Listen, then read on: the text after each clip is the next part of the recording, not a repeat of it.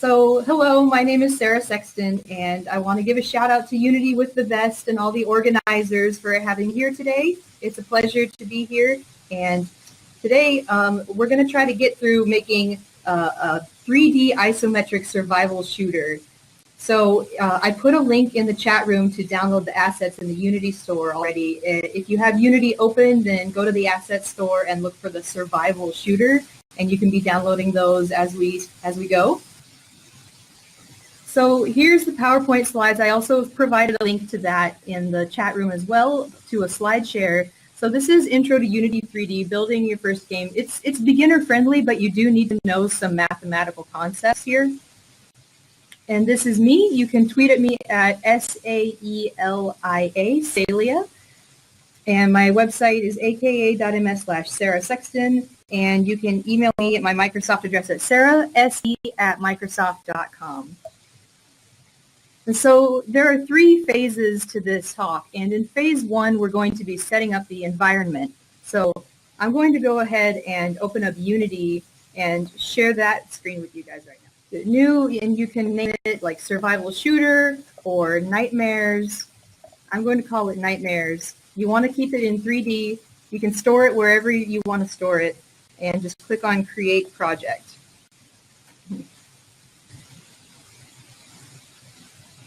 So this is what the survival shooter assets look like. It's a pretty adorable little 3D game. And you play as sort of a doll who's asleep. He's sleepwalking, and the toys in his room have come to life and started attacking him. And you have to defend yourself from the zombears and the zombunnies and the elephants. So we'll be learning how to make this game. All right. Okay, so let's get started with the brand new Unity project. Let me share that screen. Okay, so the first thing that we want to do when we get started, after we've sort of established opening Unity, you can go to the asset store, like I mentioned, and look for the survival shooter assets, because this is really just like, you need the building blocks to put them together. So go there and search for survival shooter, hit enter, and it should be the first thing that comes up, this cute little zombie bunny. And you just click on import. And when you import that, it'll pop right into Unity, and it'll open up a new Unity project, and then it'll have all of the assets and environments already available. So when you open up like new scene or open scene or save scene as, you see that there's already some folders in your assets folder, and you want to click on the one named scenes. And this might be empty for you, but you want to save a new Nightmares scene, Nightmares 1. And so that is what this empty place looks like. And let's customize our workspace. So make sure that you've set your layout to 2x3. This just makes everything easier when you're building. I'm sure you all have your favorite way of laying out your screen. So this is what the 2x3 layout looks like by default. And you want to move the slider down so that the big folders turn into little folders, and drag the project tab underneath the hierarchy tab. And then just fiddle around with the user interface until everything looks shipshape and you can see it all. So this is the setup that I like to have for this particular project. All right. And you can save your new scene by going File, Save Scene, or Save Scene As. And that's where you name it Nightmares and save it where you want to save it. Yes. All right. So let's move on. In your assets, you want to locate the environment prefabs, which are in the prefabs folder. I hope everybody can see this. And if you're tweeting and just now tuning in, I'll try to go slow and do things twice so that nobody misses anything. So the prefabs is under the assets in the project. And in prefabs, you want to click on environment and drag that into your hierarchy. You see what just happened? So for anybody who just is now tuning in, you click on environment, you click it, hold it, and you drag it up into hierarchy. And that is where all of the toys come from in this little toys like bedroom. And you want to do the same thing for the lights. I'm going to click and drag lights, and now the lighting is all proper. And we already have a functioning game environment, and we've just like clicked and dragged two things, and that's pretty much it. So verify that everything is positioned at 0, 0, 0. Everything's looking good. And so that's pretty much it. You can save your scene again as we move along. Now we're going to create something for the floor so that our character doesn't keep falling through the floor forever. So there's a couple of ways to do this. You can click on Game Object and hit 3D Object and implement a quad. Or you could also click on Create 3D Object Quad. There's a few different ways to do that. But you want to rename the quad Floor, F-L-O-R, enter. And we need to ensure that it's positioned at 0, 0, 0. That's good. And we're going to set the rotation X to 90 degrees.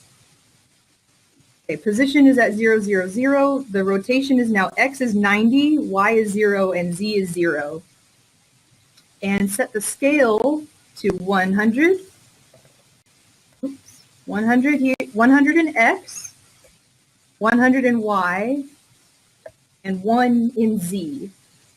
That looks a little odd. It looks kind of goofy. The way that you fix that is by removing the mesh renderer component. Just check the box next to mesh renderer, and that fixes that weird white stuff.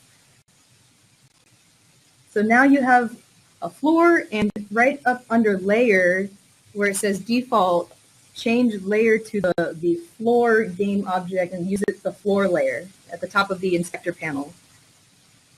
All right, so now we've given ourselves a floor, and you can save that scene. Let's add some spooky background music while we're at it. Because what is a horror game without spooky background music? The way that you add music is click on Game Object again and hit Create Empty. For those who might have missed it, it's just the Game Object menu and click on Create Empty or Control-Shift-N. So let's rename this to background music. Enter. And you just click on Add Component, look for Audio, and we want to turn this into an audio source, the little speaker icon here. When we imported all of our assets, we also got some sounds. So you want to circle select, which is the little bitty circle next to the audio clip. Click on that little circle right there, and that will bring up a new window. Yep, okay, good, you guys can see it.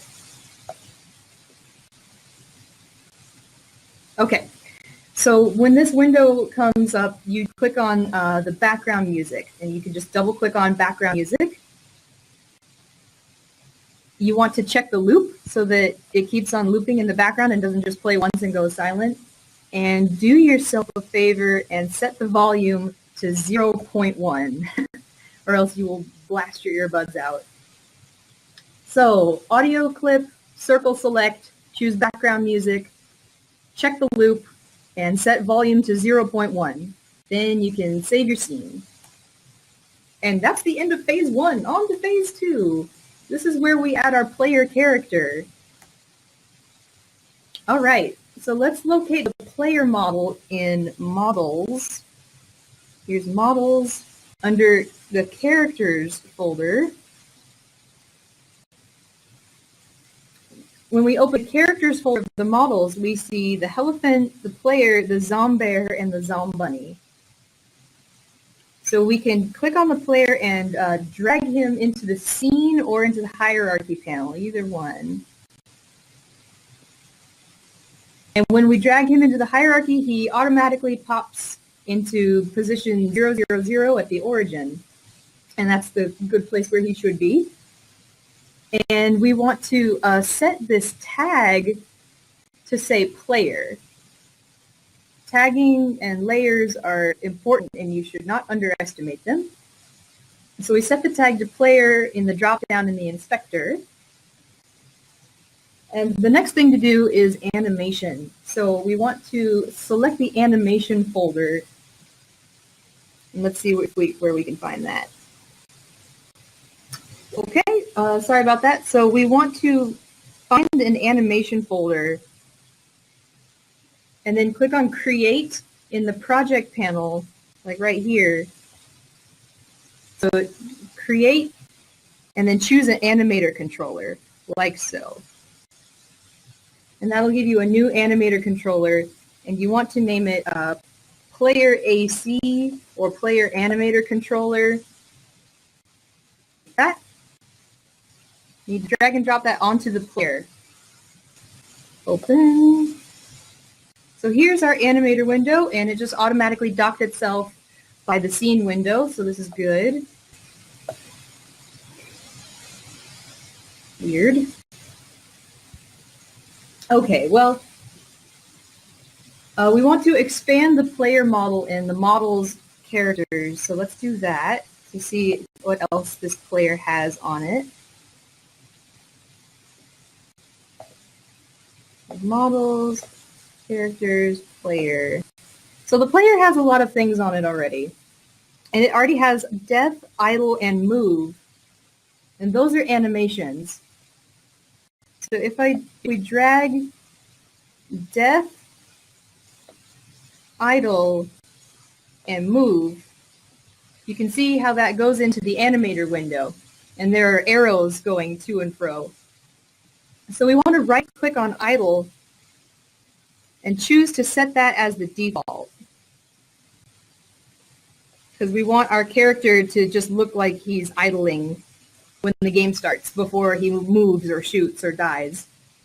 Now we want to create a parameter right up here in the corner next to layers. You can click on a parameter and click on the little bitty plus button right there. Create a bool. And you can name this new bool, and we want to turn that into is walking. So create a new bool, name it is walking. Enter.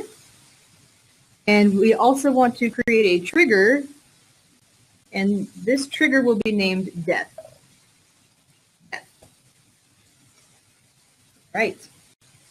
So now we want to right-click on idle and make a transition, and make the transition to move. Then you select the transition arrow that you just made and set the condition is walking to true by checking this checkbox right here. So once again, that you right-click on idle and make a transition to move. Then you select the arrow that you just made and set the condition is walking to true. Now, right-click move, make a transition back to idle. There's two arrows now. And set the condition for that second arrow is walking back to false. There we go. Does that make sense to everybody so far? This makes it so that when you move the arrow keys, your character doesn't just sort of glide over the ground. He turns into his moving animation and starts moving. And then we want to make it so that if our character dies from any state, whether they're walking, idle, or what have you, we want to make the transition to death. And it should be something called any state. Maybe if I can move things into the middle. There's any state, yes. Sorry for the confusion. But you want to right-click on any state, make a transition to death. So here are all the different little states. There we go. And I can drag with the middle mouse again. Very useful. So we've right-clicked any state and made a transition to death. So, and I hope that makes sense. Can I show again how I hooked up the animator controller? This question in the chat, can I show how I hooked up an animator controller? I went to my player character, and let me see again. in the completed assets folder, there's an animation folder. And when you click on the animations, you can see like all the other animator controllers. I just made a new one in here, and I named it Player AC. And when I click on it over in the inspector, there's a button that says Open. And so I clicked Open. When I clicked Open, it opened up the animator window, and it automatically docked it next to my scene window. And that is how I I went back to models, characters, and I expanded I expanded all of the assets attached to the player and all of its components. And I just dragged death, idle, and move one by one into the animator window after it was open. Does that answer your question, or were you asking something a little different? Okay, yes, ma'am. All right, perfect, splendid. Okay, so we've got these 3 very simple animations set up. Now we want to do a little bit more detailed stuff. So let's set the condition for this any state to death to be the death trigger. That's why we made that. Let's click on that. And then we want to select the player game object and add a new component.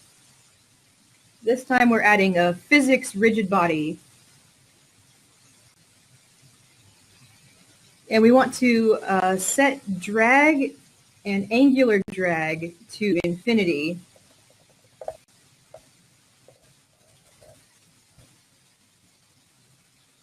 Okay. And now I'm going to expand the constraints. I'm going to freeze the Y position and freeze the X and Z rotations. And the reason I'm doing that is because I don't want my little guy to like rotate through the floor. I just want him to turn around like a normal person would turn around while they're walking around in circles on the floor. All right. So now let's select the player again. We want to add another component. We want to give him a capsule collider. So add component, go to physics, and if you can't find it right away, you can always type it in the search bar, but it's right here, a capsule collider, because he's vaguely in the shape of this capsule. That's sort of roughly his hitbox. So for this capsule collider, this is how the monsters know if they've hit him or not. So in the capsule collider, we're going to adjust the center of it so it kind of matches with his body a little bit more. So in X, we can set it to about 0.2. For Y, we can set that to 0.6. And for Z, we can leave that at 0. And we want to set the height, you know, he's a little taller than 1. We use about 1.2. So there we go. And we also want to add sound effects to the guy for if he shoots or if he gets hurt. So let's add another component, audio and audio source. Scroll down. This should start to feel familiar. You click on the little circle select and search for the title of player hurt. Player hurt. Not quite player death yet, but if he takes a hit, this is the one you want. So you double click on player hurt.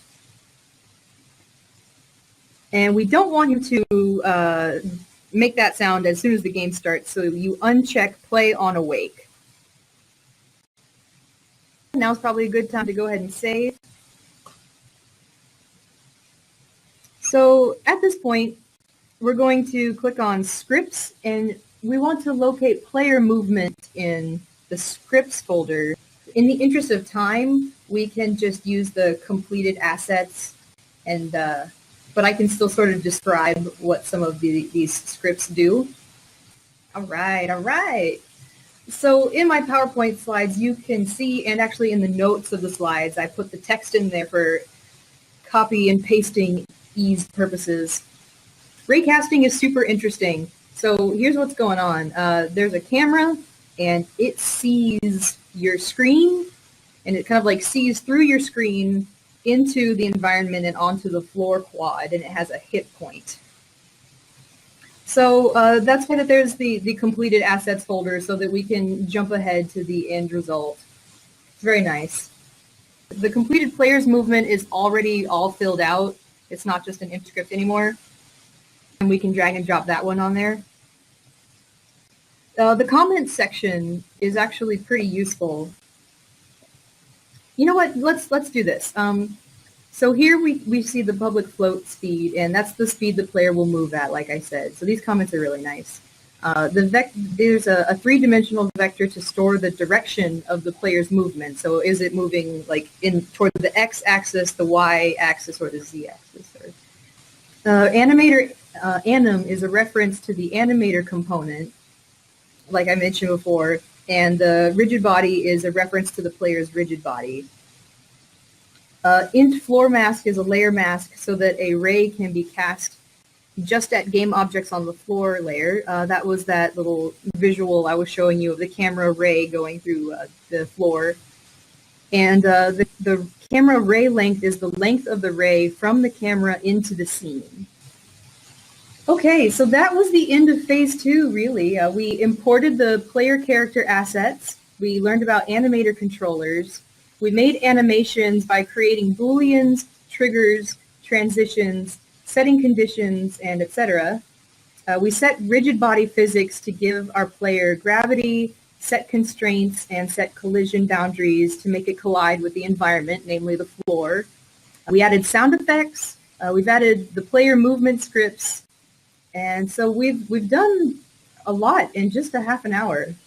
So phase 3 is camera setup. So back to the code, we want to select the main camera in the hierarchy and set the transform position. The position we want to set that to X is 1, Y is 15, and Z is -22. So that sort of gives us a larger view of the room. And we're going to set the rotation, so transform the rotation to X is 30, Y is 0, and Z is 0.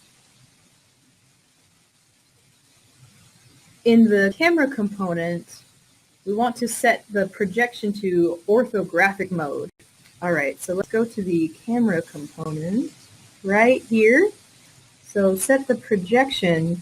Right now it's at perspective, but we can change the drop down to orthographic. Now it zooms right in on our player, and as he moves around the toys on the floor, we will be able to see a little bit better, because perspective is cool, but you can kind of barely see him. So you want orthographic. And let's set the size value from 5 to 4.5. Here we go. You see how going from 5 down to 4.5 just zooms in on the player a little bit. Awesome. So let's go back to background. We want to set the background color to black.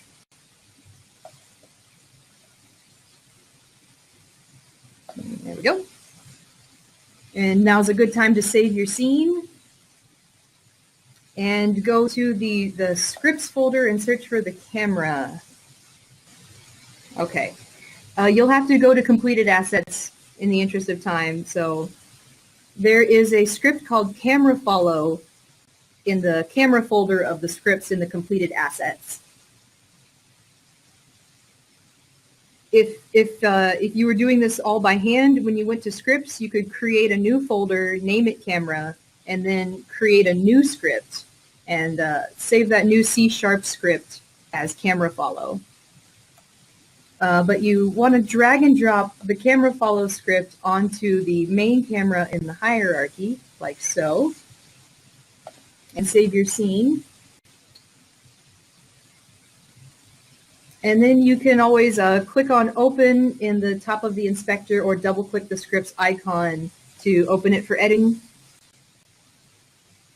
So let's take a look at the comments here to sort of describe what's going on. You will actually want to remove, if you're doing this from scratch, remove the void start and the void update initialization code. So just get rid of that and add the public variables. The first public variable is public transform target. The position, that the camera will be following. Then you want public float smoothing. That's the speed with which the camera will be following. Vector 3 offset is the initial offset from the target, and void start offset transform dot position minus target dot position. So that calculates the initial offset. For the fixed update, you create a position that the camera is aiming for based on the offset from the target with vector 3 target camera position target dot position plus offset, and offset is what we set as a variable up here. And then you want to smoothly interpolate between the camera's current position and its target position for a smooth effect between the cameras. Over here. And after you've done that, you save your script and return into Unity and select the main camera and assignment player. Okay. We want to save our player as a prefab by dragging the player game object from the hierarchy into the prefabs folder in the project. So here is prefabs. Let me make sure that I'm out of the completed assets. Okay, here's prefabs. So if I click and drag the player into prefabs, he becomes a prefab himself. Then you want to save the game. We need to set the main camera assigned to the player as the target. Target right here says none. Let's see what happens if I move the player right here where it says none. And now let's test it. Aha! And now the camera is following the player. Wonderful.